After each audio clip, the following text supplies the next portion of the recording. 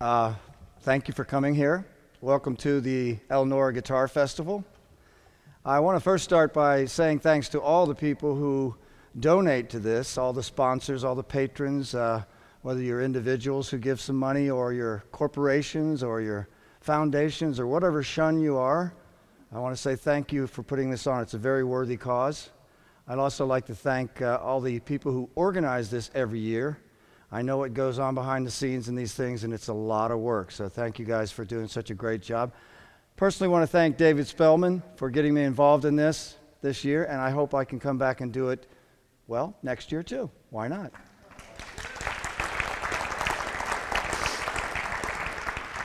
Now, what began as a plank of wood on somebody's workbench somehow transformed into the icon of modern music and the most popular instrument on the planet. I'm speaking, of course, of the guitar. And that's what I'm going to speak about today. This is the Guitar Festival, so we'll start there. I primarily want to talk about the electric guitar, but I'll say some things about other guitars as well. I thought I might start out by giving you a brief history of guitar, and then delving into more of a personal history of my involvement with guitar and all the things it's done for me, all the places it's taken me in my life, and what a great thing it has been for me personally. And then maybe ending with kind of an appreciation of what it is about the guitar that so fascinates everyone and makes it so attractive and popular. We'll end with that, okay? So let's start with the history. By the way, if anyone does get bored during this, or you have to go somewhere, that's fine. Just walk out quietly. It's no problem. Just know that when you leave, we will make fun of you. Oh, God, did you see that dress she had on? It was hideous. So we'll start from there. The history, I'm going to walk around here. You don't have to hear my voice so well, do you? Okay?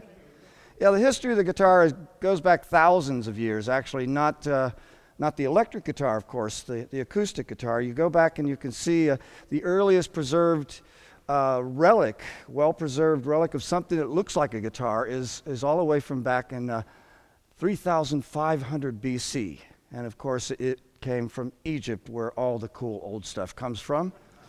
And then in 3300 BC, in Turkey, you have a beautiful stone carving of what looks like a guy playing an electric guitar. I mean, the body shape and the frets, and it looks very much like an electric guitar. That's 3,300 years ago. The guitar is really a member of the lute family. And as a member of the lute family, there's a technical name for it. It is called a composite chordophone. Composite chordophone. So I would like to further thank the guy down through the centuries who finally narrowed that down to being the word guitar. Otherwise, we would have, ladies and gentlemen, here he is on the composite chordophone, Adrian Belew, one of the world's greatest composite chordophonists. Just doesn't feel right to me. So, went through various cultures over those hundreds of years. There are lots of signs of different variations of guitars, different amounts of strings, different shapes, fretted, not fretted.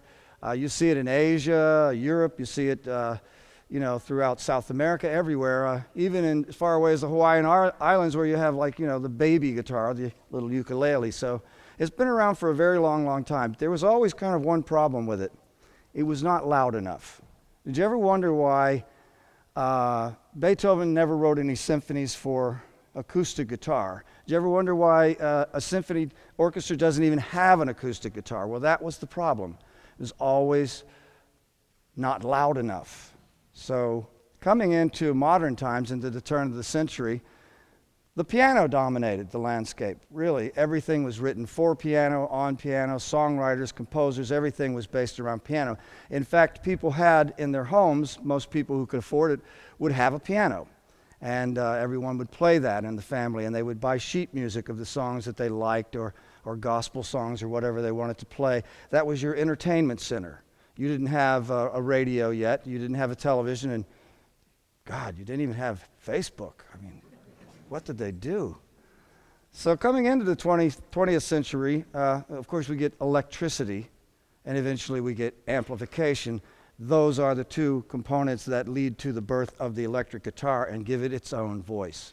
So most historians think that the first electric guitar was made in 1931. It was originally it was nicknamed the frying pan because it looked kind of like a frying pan, a little round body, and it was made by Adolf Rickenbacker and his partner George Beauchamp.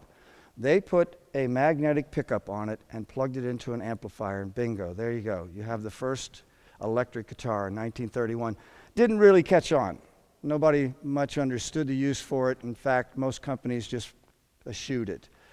The Great Depression was happening, so it's understandable. And then you went right straight into World War II. All the good times were rolling along there. And when you come out of World War II, though, then people start thinking about, well, all these jazz players and people who are playing in big bands and they can't be heard, they want to, how you doing? They want to have, they want to have their guitar be loud enough. So people start putting their minds toward it. One of the first people is a kid from Wisconsin. His name was Lester Pulfus. And Lester Pulfus took the sides of a jazz guitar and bracketed them onto a big log and mounted a couple of magnetic pickups on there. And that was his first electric guitar. He actually played it live and things, and he called it the Log. He went to Gibson with this. They were the largest guitar company in the world at the time.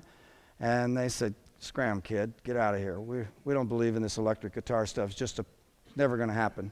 Okay. 5 years later, a guy in California named Leo Fender took a completely different approach, because up to that point, anyone who was trying to electrify their guitar, they would put a pickup on an already existing hollow body or semi-hollow body guitar. That doesn't work that well because it feeds back. I mean, it's something I like, but some people don't like it. Go figure. So Leo Fender's idea, his design was just a plank of wood. You bolt on a neck. There's no soundboard, no F-holes, no way for the wood to amplify the sound. The sound is coming from the strings amplified into the magnetic pickups. Very simple to make, easy to operate, and easy to mass produce. So he started this. His first Fender guitar was called the Broadcaster, and they found that name was already taken, so they quickly named it to the Telecaster, which has sold millions of Telecasters since then. You've seen every kind of guitarist use one of those guitars. A couple years later, he invented the next one, which is the Stratocaster, which I've used many times in my life, and is probably the most popular guitar in the whole world in terms of millions of sales. So you had country pickers, and you had jazz players, and you had gospel artists. You had everybody started playing these fairly cheap electric guitars made by Leo Fender. In 1952, 2 years into that, Gibson woke up and they said, "Oh, wow, there is something to this electric guitar fad." And they called back that kid from Wisconsin, Lester Pulfus, who by now was kind of a recording artist, doing quite well, in fact. He changed his name to Les Paul. And they got with him and they designed, of course, the Les Paul. 1952 Les Paul Gold Top is still one of the standards of the industry, another one of the greatest popular guitars, and that's all due to Les Paul, who I consider to be the real father of electric guitar myself. That's who I would name first, although other people can claim to have invented it. So if you look at what you have there, now you have the family of guitars. Really, you have the two branches. Gibson would be the kind of guitars they had always made, very ornate, expensive guitars, exotic woods, beautiful finishes, inlays and things. So they're like the Cadillac of guitars. And then over here you had Fender, the working man's guitar, not expensive to make, very easy to fix, very easy to mass produce. So those are the two branches that all guitars have pretty much come from.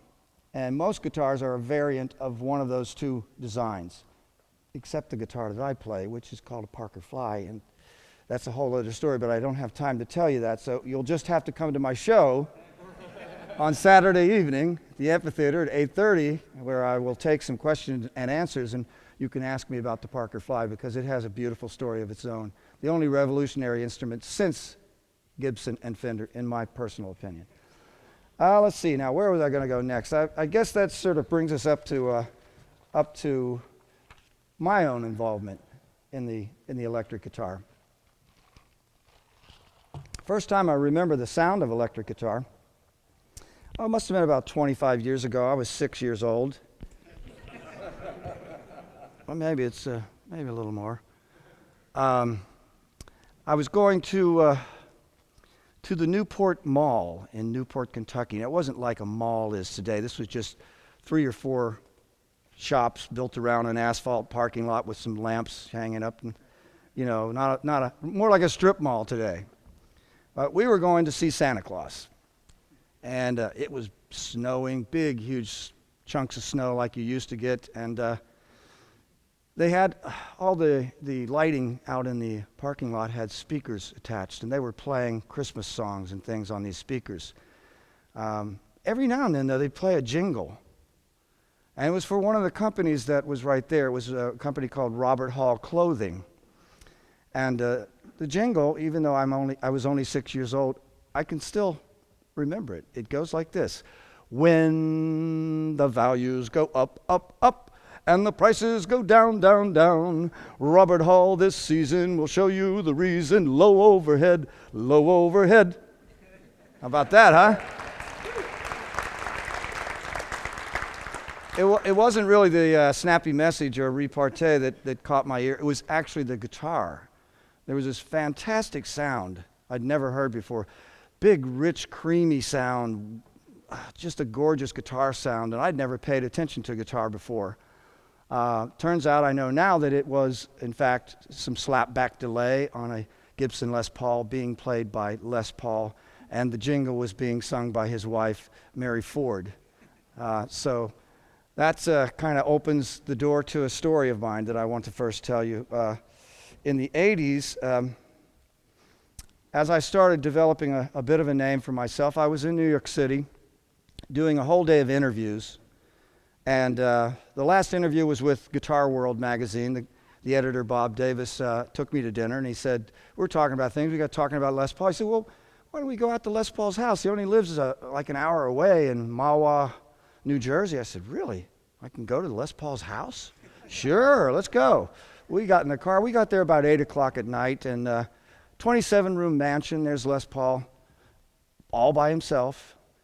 We knock on the door. Les opens the door, and Bob says, got my friend here, Adrian Belew. He's a new guitar player, and just thought we'd come in and talk. And he goes, oh, I don't know. I'm so busy, Bob. I'm looking through all these tapes of my television show. Oh, what the hell? Come on in. So we come in, and Les Paul was one of those people, a little like a lot of musicians I know. He's a great raconteur, a great storyteller, and once he started, he didn't seem to have any affection whatsoever for a comma. He just went straight. So that was 8 o'clock at night. At 4 in the morning, we were begging him to let us leave his house.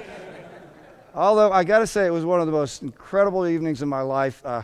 Eventually, he showed me the log, the original Les Paul guitar. He and I played together. He used to get a guitar every month from Gibson as part of the quality control. They'd send him a different guitar every month. So in this 27-room house, he had 300 guitars, many of them never even touched. So he just open whatever you want there. Okay, I'll open it up, and there it is. Okay, wow. And we sat down and played. We played in front of that big stack of multi-track recorders that he personally had invented. He invented multi-track recording, which is now an absolute mainstay of our recording industry.